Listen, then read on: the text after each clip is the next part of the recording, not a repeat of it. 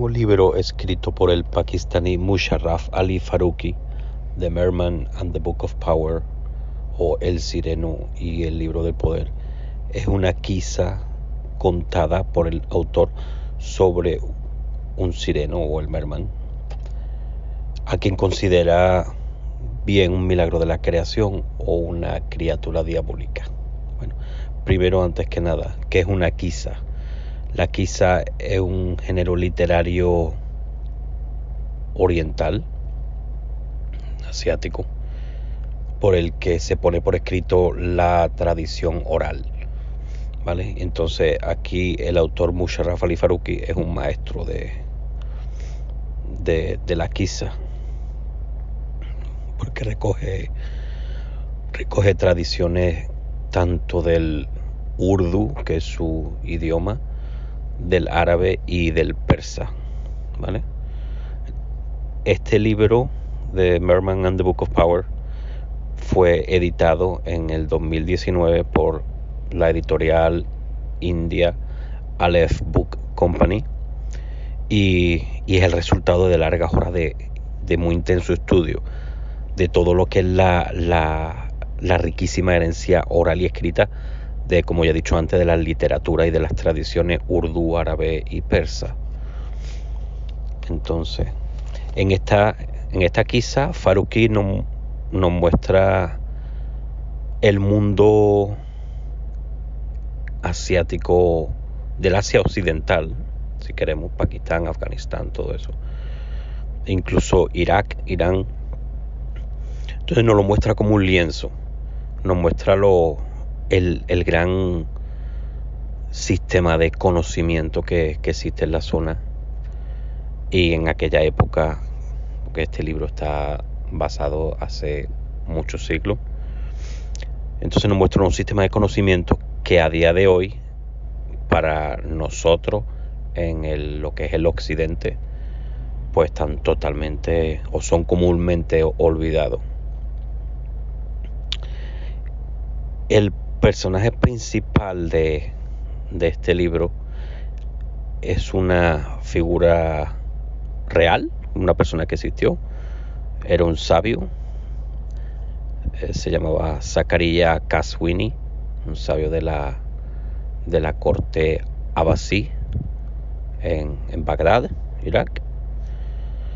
Y entonces el hecho de que el autor haya escogido a este personaje, yo creo que indica mucho cuáles son las predilecciones y cuáles son las preocupaciones del escritor, y lo deja plasmado en el libro.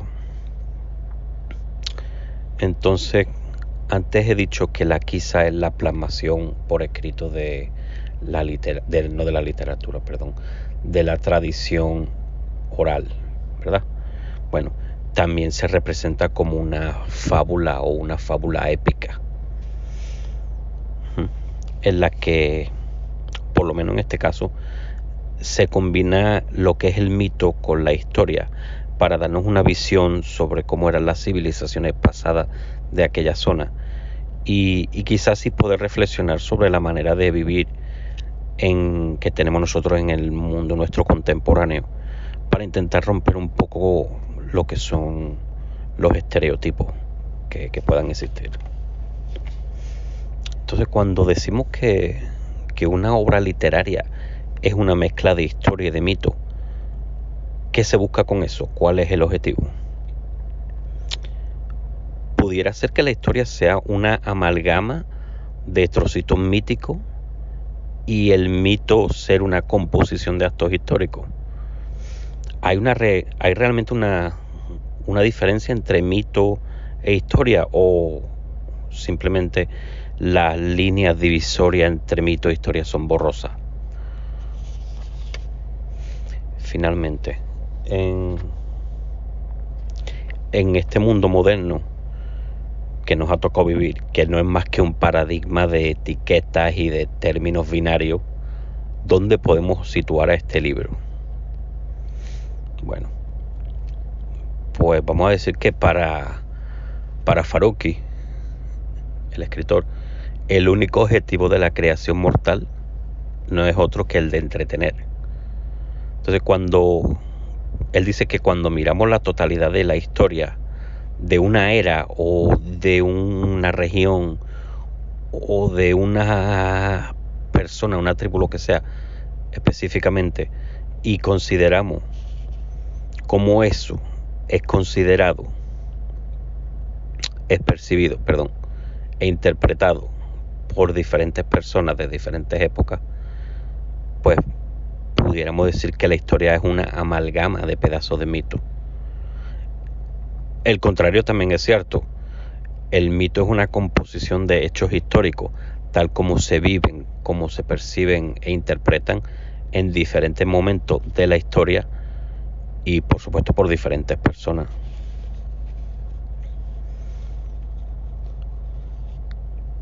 El personaje Zachariah Caswini quizá ande paralelo al autor, pues también es un lector ávido de todo lo que pueda encontrar, es bastante ecléctico.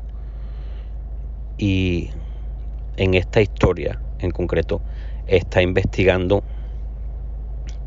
pues está escribiendo lo que fue realmente su obra culmen, su mayor libro, que se llama Las maravillas de las cosas creadas y los aspectos milagrosos de las cosas que existen. Este libro existe. Y ahora sí, amigo, vamos a empezar.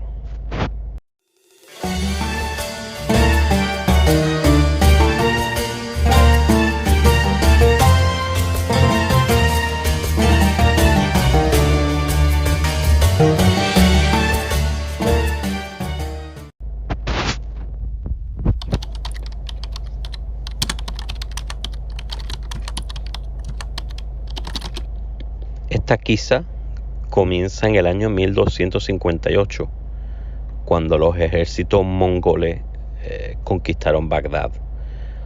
Al poco tiempo de comenzar el dominio mongol sobre Bagdad, unos pescadores de la zona capturaron una criatura extraña, mitad hombre y mitad bestia, lo que era considerado el merman o sireno, la traducción del inglés. Entonces a esa criatura le llamaron Gujastak. Entonces a ese animal lo meten en una especie de acuario portátil y lo llevan ante la corte del gobernador de Bagdad para que lo inspeccione. Pero el gobernador no quiere problemas, no quiere lío, aquello le parece muy raro y se quiere deshacer de esa criatura.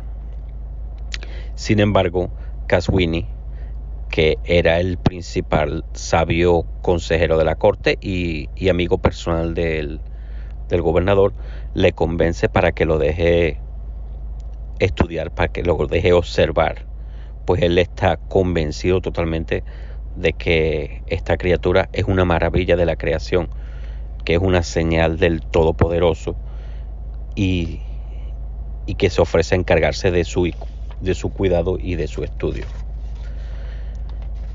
Mientras lo está estudiando, convencido que será capaz de comprender el rol que esa especie de criatura desempeña en el mundo, y mientras busca maneras de comunicarse con él, la noticia de que hay un ser mitad humano, mitad bestia en la ciudad, pues empieza a propagarse por toda la ciudad, corre como la pólvora. Pues la gente considera que la presencia de esa criatura es una señal del apocalipsis. Entonces, durante el estudio de esta criatura, Caswini va leyendo documentos de todas partes, no solamente de lo que era el Imperio Basi, sino de más allá, llega hasta documentos griegos. Entonces, Caswini descubre que existe el libro del poder, y mientras va avanzando el libro no solo se da cuenta de eso, sino también se entera que existe una relación de alguna manera entre el libro del poder, Gujastak, y la nueva familia con la que esa criatura termina, que no lo voy a revelar porque es parte de la historia y no quiero hacer un spoiler. durante la novela siempre hay presente una sensación de apocalipsis, de fin del mundo. Se menciona varias veces la llegada profetizada de unas criaturas que se llaman Gog y Magog, lo que, como con todas las culturas monoteístas, esa situación hay que evitarla. Entonces quizá esto sea una señal para que la civilización y la cultura aguanten siempre juntos para evitar su destrucción cuando se enfrentan al poder, por supuesto, malvado, absoluto. Entonces quiere hacer una señalización sobre el Gog y el Magog. Yo al principio no sabía a qué se referían. Entonces me puse a buscar y hay relaciones con personajes bíblicos y también con tierra, reino o naciones en los extremos del mundo, y siempre están relacionados con lo que es el juicio final. Entonces quizá de alguna manera Gog y Magog se relacionan con el final de los tiempos.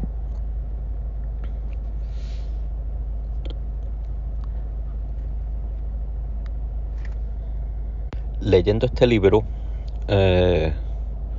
uno puede intuir o darse cuenta que lo que el autor quiere transmitir es que al final de todo el poder no es la fuerza militar, no es la fuerza bruta, sino que el poder es el conocimiento que debe ser retenido y usado para el bien. Y en el caso de esta historia aparece como un libro, desaparece, cambia de mano, hasta que por fin cae en manos del protagonista principal. Luego, aparte, una curiosidad de este libro es que aparte del relato tipo novela, pues hay varios párrafos y explicaciones que son parte de la investigación del autor para poder comprender mejor el libro, y pueden leerse tanto como en conjunto de la historia o por separado, y de todo eso se aprende algo, porque viene siempre con un pequeño aprendizaje. Entonces aparecen como anotaciones de Caswini como parte de sus estudios. Sin embargo, en el libro estos extractos aparecen diferenciados del resto de las páginas donde está el relato novelesco. Pues los bordes de los márgenes de las páginas aparecen decorados con arabescos geométricos, ¿verdad? Para así diferenciarlo del resto de la narración. Y bueno, finalmente, para concluir, pues yo me encontré en este libro un viaje bastante interesante por la historia, principalmente de una zona pues que yo, para ser honesto, no tenía mucho conocimiento. Y entonces nos muestra lo que es un misterio medio mitológico, medio histórico, que, como dije antes, navega por una línea muy difusa que divide lo fantástico de lo histórico, lo mítico de lo poético, y por el que se quiere encontrar respuesta en la vida y en los libros a las cosas que no se pueden entender fácilmente. Un punto negativo, o bueno, parcialmente negativo realmente, es que, digamos que especialmente a mitad del libro, a mí me hubiese gustado que la narrativa fuese un poco más deprisa, pero igualmente uno se va dando cuenta que el desenlace de la historia va acercándose lenta pero seguramente, y va sin tregua, va con todo. Yo lo recomiendo muchísimo, este libro, por la narrativa, por la edición. Los libros producidos por Aleph Book Company tienen bastante calidad, no solo en cuanto a las historias, sino también en cuanto a la producción final, al producto completo. Y en este caso particular, agradecimiento al diseño de la portada, que fue hecho por Michel Farouki y por su tutor Fisanun. Y bueno, esto ha sido todo. Muchísimas gracias por compartir esto poco más de 15 minutos conmigo. Muchas gracias y nos vemos a la siguiente.